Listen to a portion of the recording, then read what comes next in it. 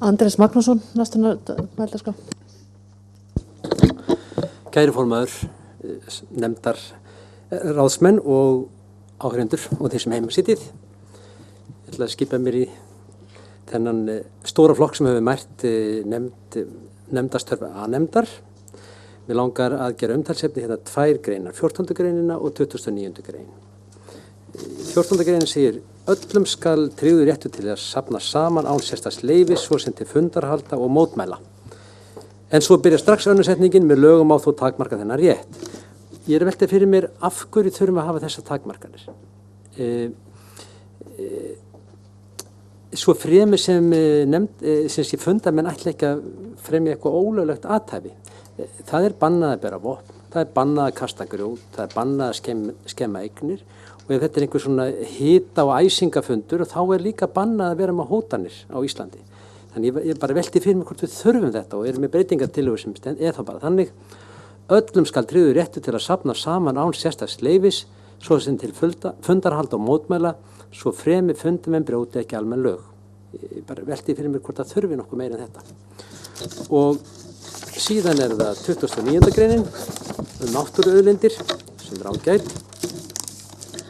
En þarna er ég með sem sé breytingartillögur líka vegna þess að það er mikil umræða út í hinu stóra heimi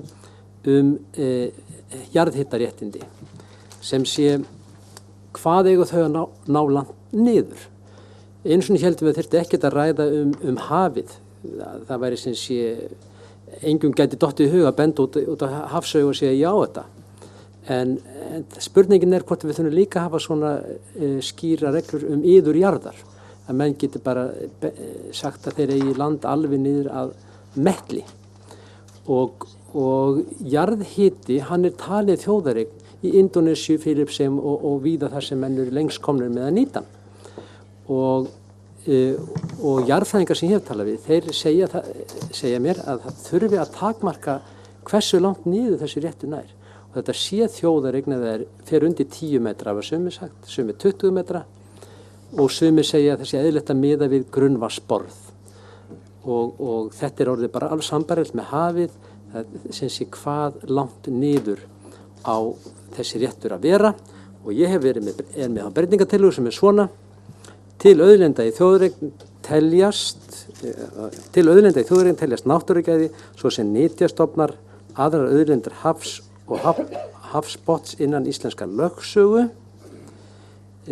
virkjunar og námaréttindi. Punktur. Einnig öll vatns- og jarðhitaréttindi undir 10 metrum frá yfirborði jarðar.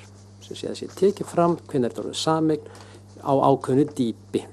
Og þetta gildir að sjálfsögðu líka ferskvatn, vegna að það er oft komin sú staða til þessi Bandaríkjunum þar sem að menn dæla vatni til átöppunar og þar með fara jarðirnar í eyði vegna þurrka í kringum verksmiðjuna. Já, takk fyrir.